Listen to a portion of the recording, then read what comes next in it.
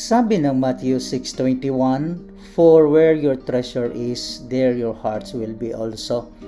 Kaya pala itinuturo ng Panginoon sa atin na mag-ipon ng kayamanan sa langit, kasi kung nasaan daw ang ating kayamanan, doon ang ating puso. Oo nga naman, patunayan ko yan sa inyo.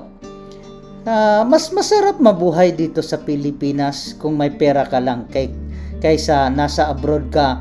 Malamig, okay, masarap lang pakinggan yung malamig kapag babad ka dito sa init, pero pag hindi ka na makalabas sa sobrang lamig, wala ka namang mapasyalan, hirap kang maglakad sa snow, sawa ka na rin sa lamig, yung kulong ka lang lagi sa bahay.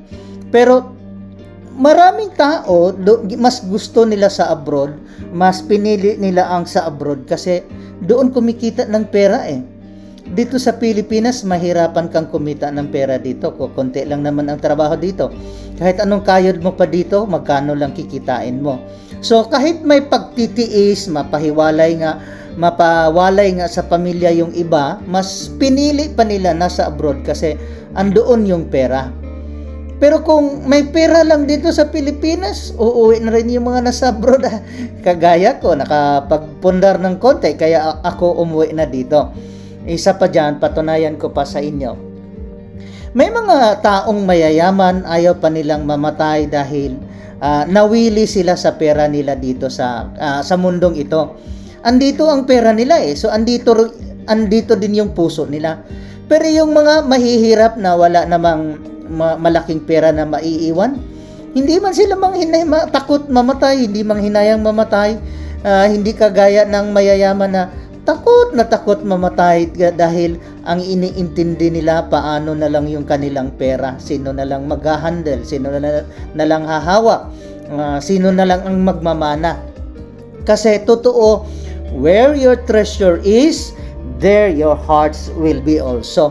So kung nangyari na ang ating kayamanan ay naipon sa langit, doon din ang ating puso. Hindi tayo manghinayang umalis sa mundong ito.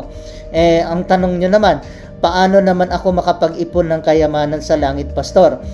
Yung tumulong ka sa kapwa, magbigay ka sa mga taong hindi kayang suklian ang pagbibigay mo, kasi sabi ng Biblia, ano man ang ating ginawa sa ating kapwa, sa Panginoong Hesus natin ginagawa.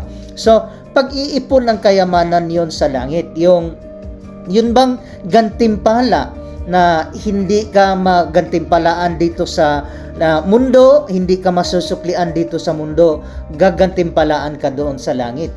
Halimbawa na lang yan, sabi ng Bible, mapalad ang mga pinipersecute sapagkat malaki ang kanilang gantimpala sa langit. Kayamanan yun sa langit. Sabi pa ng Bible, mapalad ang mga gumawa ng palihim sapagkat gantimpalaan sila sa langit. Pag ang ginawa mo ay pakitang tao, wala ka ng gantimpala doon. So, lahat ng ginawa natin lalo si Lord lang ang nakakita, gantimpalaan yun, susuklian yun sa langit. Ayun ay isa sa mga kayamanan sa langit.